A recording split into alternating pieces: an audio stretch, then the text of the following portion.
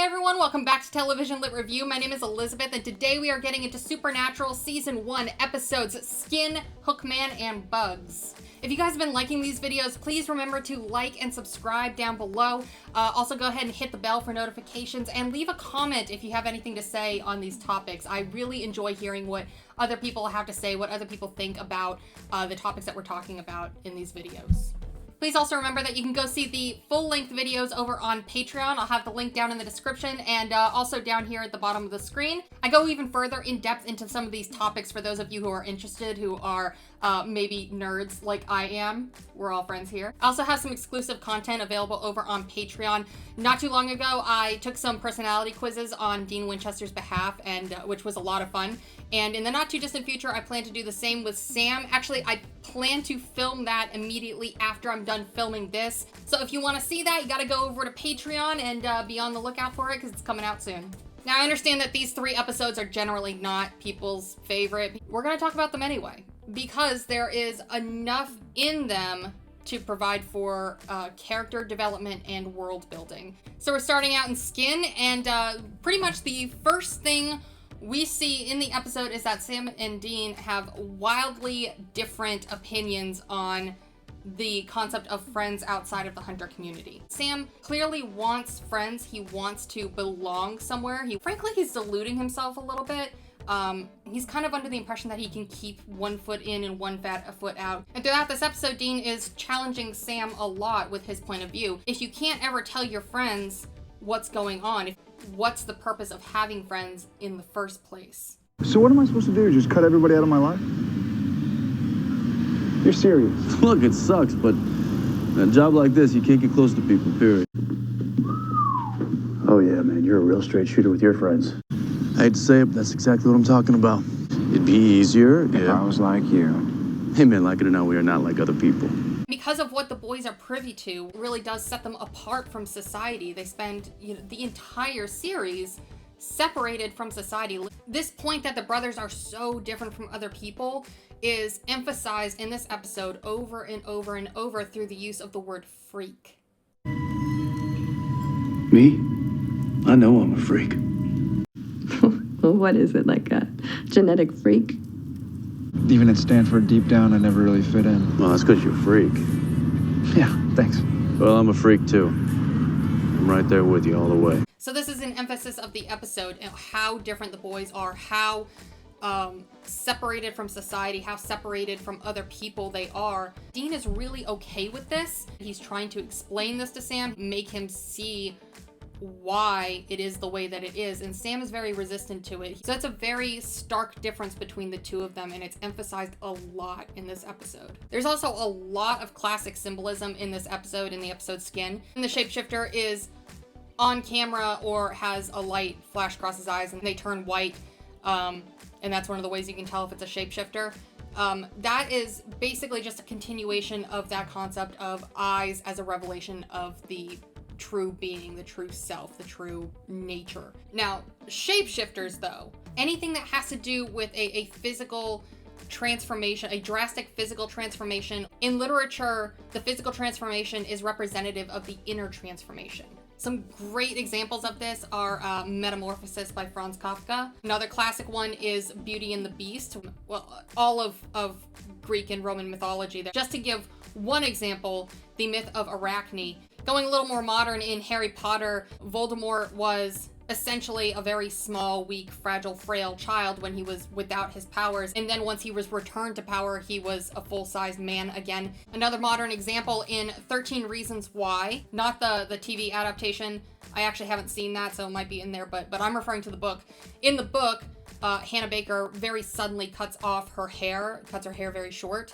So in this episode, we see a lot of shape-shifting and transformations, and it is representative of an inner change. While Dean himself is not changing internally through this episode, what we do see is that Sam's perception of Dean, our perception of Dean, and even Dean's perception of himself changes as a result of this type of transformation having to do with his face. This is the first time that we learn in concrete terms about Dean's insecurities and his reliance on other people. This is where it becomes canon. Another classic symbol in this episode is the use of doppelgangers or evil twins. Now, doppelganger is a German word that literally means double goer, but it is essentially a character who is a mirror image or a double or a twin of one of your main characters. In literature, generally, a doppelganger is a double of a character that represents the other side of that character. Examples of this are Shakespeare's play Hamlet.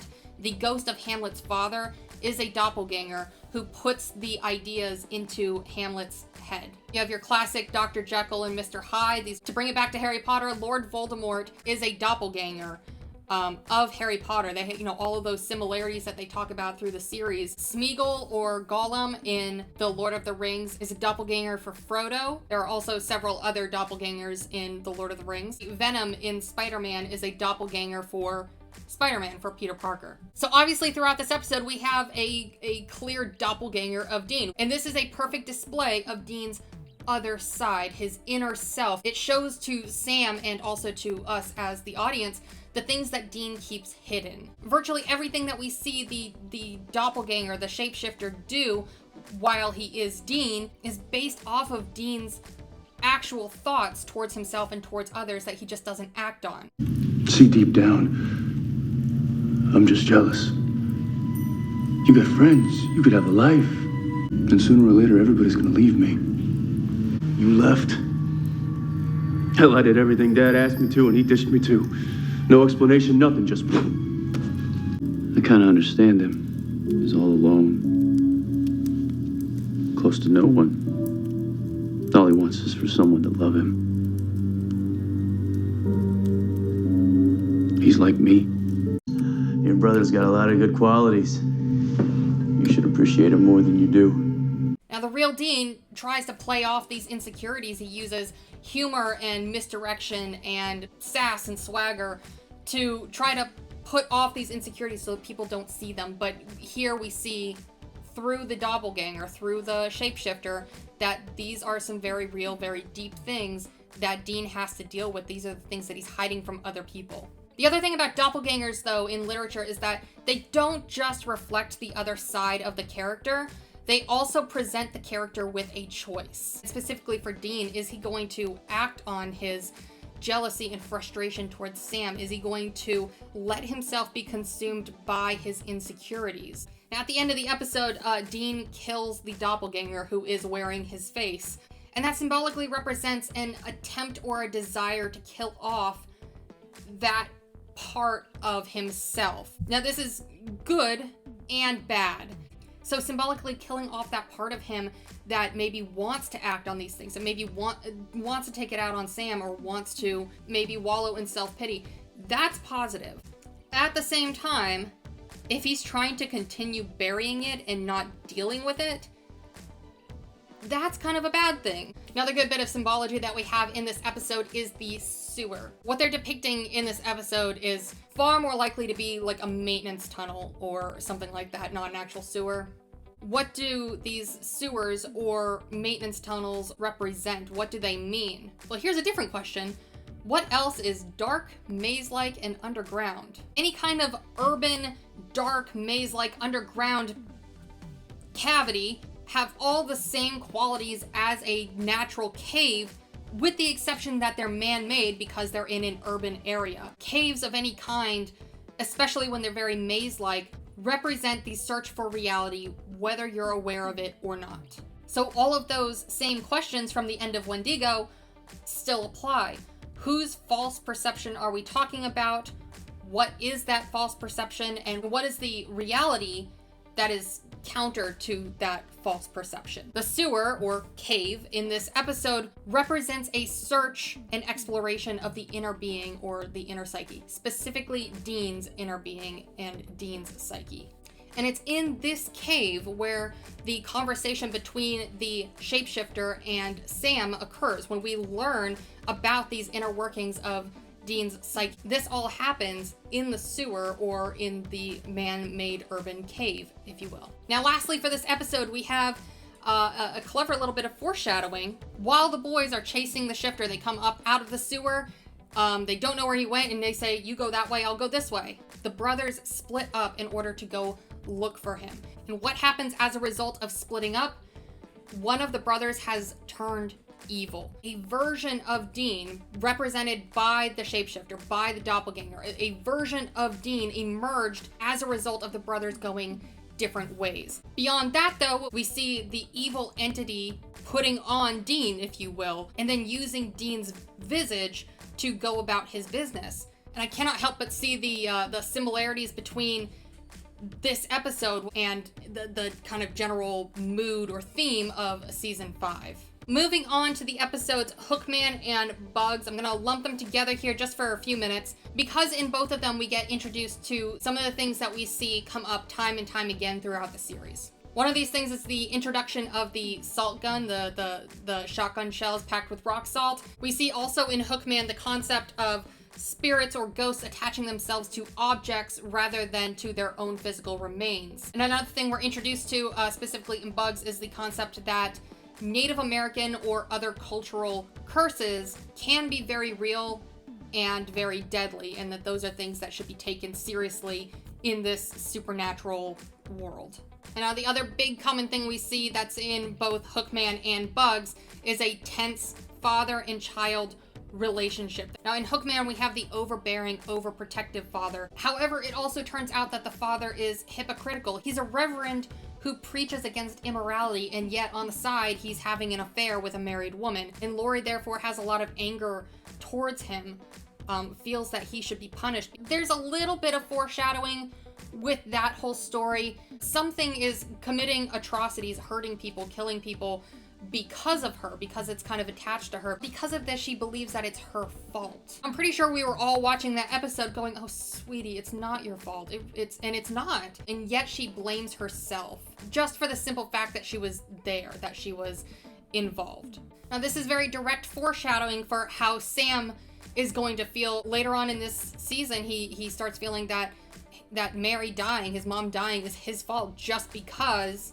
he was there, just because the demon killed her because of him, but that doesn't make it his fault. Now, unfortunately, this is kind of where the literary significance for the episode Hookman ends. Let it be said, I do like this episode a lot. I think that it's a very well done, just classic ghost story. But as far as symbolism, foreshadowing, and literary devices, that's pretty much it. Now moving right on over to Bugs, we have a couple of things here actually. We have the continuation of that tense father-child relationship theme going on there, but we also have a mirror character occurring in Bugs as well. And in this episode, Matt, the teenage boy, 16-year-old boy Matt, is an accurate image of Sam, only younger. We can actually see this in a lot of Matt's characteristics. They have some personality similarities in that they're both kind of nerds. Part of an AP science class. Two are like peas in a pod.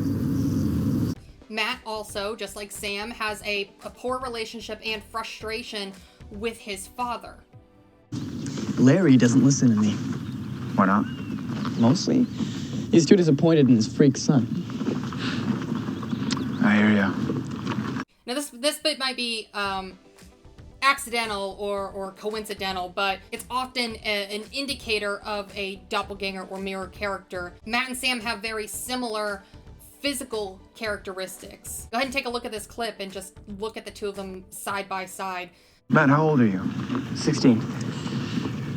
Well, don't sweat it, because in 2 years, something great's gonna happen. What? College. Again, that could be coincidence, but somehow I don't think so. Call it a gut instinct. So the character Matt is a mirror or a doppelganger of Sam. Now, symbolically, what does it mean that Matt is younger? Because Sam identifies so strongly with Matt, because there are so many similarities between the two of them, when he talks to Matt, he's symbolically talking to himself. Essentially, we're seeing older Sam and younger Sam side by side interacting, and that gives us a much more complete picture of who Sam is and what shaped him to be that way. And in that way, Sam's relationship with Matt is symbolic of his relationship with himself and with his own decisions. Sam is giving advice to Matt that is essentially exactly what he did when he was younger. And basically what that's saying is that if he could go back in time and talk to his younger self, he wouldn't change a thing. That's his relationship with his decisions. He believes that he was in the right. However, throughout the episode, Sam and Dean are at odds, specifically disagreeing about how Sam perceives John or perceives the past regarding John. Sam believes that he was justified in acting the way he acted because of the way that John treated him. Well, Dad never treated you like that. You were perfect. He was all over my case. But no matter what I did, it was never good enough. Because I wanted to go to school and live my life, which in our whacked-out family made me the freak. You know what most dads are when their kids score a full ride? Proud. Now, Sam's feelings and perceptions on all this are pretty straightforward. That's clear. There's no room for misinterpretation there. Dean's perception or feelings seem to fluctuate a little bit. When the topic is first brought up, we see a little bit of either ignorance or denial. We don't know which, but it's either ignorance or denial. Dad never treated us like that. You don't remember. Now, that line could indicate that he just doesn't think it was a big deal, or it could indicate that he legitimately doesn't remember. If he doesn't remember, is it because he actually never experienced it, or is it because Sam's perception of it has gotten a little out of hand? He's possibly hyped it up or made it worse in his head somehow. Not that I think he did it intentionally, just that when there's that much bitterness, that much anger, things can kind of get played out in your head as worse than they were. The other possibility with this line from Dean, though, is that he's in denial. And this honestly would fit with some of Dean's weaknesses. We know that Dean has a pseudo-hero worship thing going on about him. So he might legitimately be in denial about how John treated Sam just because it doesn't fit with his own perfect picture of his dad. As Sam starts to give advice to Matt, symbolically giving advice to his younger self, Dean's feelings on this matter change more towards anger. You'll be able to get out of that house and away from your dad. What kind of advice is that? Kid should stick with his family. Now, this bit is a clear projection from Dean. This is Dean's clear anger or frustration with what's going on. All of his life, he's been left by people. First, he was left by Mom, sort of. Then he was left by Sam, and then he was left by Dad, and he's still afraid that Sam's gonna leave him again. He just wants his family to stay together. So this line that we just got from him, that's not necessarily aimed at anyone in particular. That might just be frustration aimed at the circumstances of his life rather than at a person or at Sam in particular. But the fact that he's projecting does not necessarily make it any less true. He still believes that Sam should stop giving Matt advice to leave his family. He is frustrated with Sam just for giving the advice. We see that sort of anger and bitterness again the very next time that they talk about it. How could you tell him to just ditch his family like that? Just, I know what the kid's going through. How about telling him to respect his old man? How's that for advice? Dean, come on. Now, during that line, he's getting a bit more passive-aggressive towards Sam specifically, and Sam turns around and calls him out on it. But the thing is that as soon as Sam calls him out and says, "This is not about Matt anymore, this is about me and Dad," Dean does this. You think I didn't respect that? That's what this is about. Just forget it, all right? Sorry I brought it up. Now he wants out of the conversation. Now he doesn't want to bring it up. And the question with that is he avoiding the topic because he just doesn't want to talk about it, or is he avoiding it because he knows that Sam is not going to hear him? I would argue for the latter because of what happens next. He faces Sam straight on and he says, "Look, your perception of Dad is skewed." Sam, Dad was never disappointed in you. He was scared. He's afraid of what could have happened to you if he wasn't around. But even when you two weren't talking, he used to swing by Stanford whenever he could. Keep an eye on you. Make sure you were safe. But even more importantly than that, what he tells Sam here is that it's not just John's fault. I remember that fight. In fact, I seem to recall a few choice phrases coming out of your mouth. Well, it's a two-way street, dude. You could have picked up the phone. Sam is just as much to blame for the failed relationship as John is. So personally, what I think is happening with Dean's attitude throughout this entire episode is mostly just he sees what's going on, he's trying to pull Sam out of it, and finally he can't just pussyfoot around it anymore. He's got to tell Sam, look, you're wrong about some things.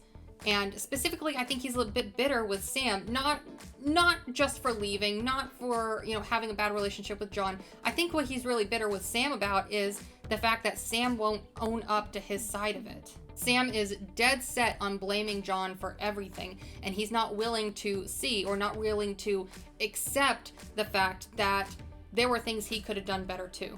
Now, all of this stuff at the end of the episode culminates in a change for Sam. He has another reason for wanting to find John. Now, does this mean that he no longer blames John for the way that he was raised, for the way they never got along, the way he was treated? No. I think he still blames John for all of that, but the big change here, the really big character development that happens here is that now Sam is open to admitting it wasn't all John. Now he's open to accepting some of the responsibility. And even more than that, he's willing now to open a line of communication with John that has to do with their relationship. He is open to possibly moving that relationship forward again, where he was not before. All right, so that's it today, guys. That was Supernatural Season 1, Episodes 6, 7, and 8, Skin, Hookman, and Bugs. Again, I know that these are not the most favorite episodes, not even a little bit close, and I see why. But there are some parts of these episodes that are informative and helpful for later episodes, particularly to do with character development, character growth, and some of the world building stuff that we get in these episodes as well. If you guys like what you see, please like, comment, subscribe down below. Also hit that notification bell so that you don't miss anything. As a reminder, you guys can get the full-length versions of these videos over on Patreon. I'll have the link down in the description. It's also been at the bottom of the screen. I'm gonna go ahead and wrap this one up, and I'm going to sit down and take some of the personality quizzes for Sam Winchester, and that'll be up as a Patreon exclusive in the next couple of days. I hope to see you there. I hope you guys have a fabulous day. I hope you guys stay kind and respectful in my comments to me and to everybody else, and I hope to see you guys real soon. Bye.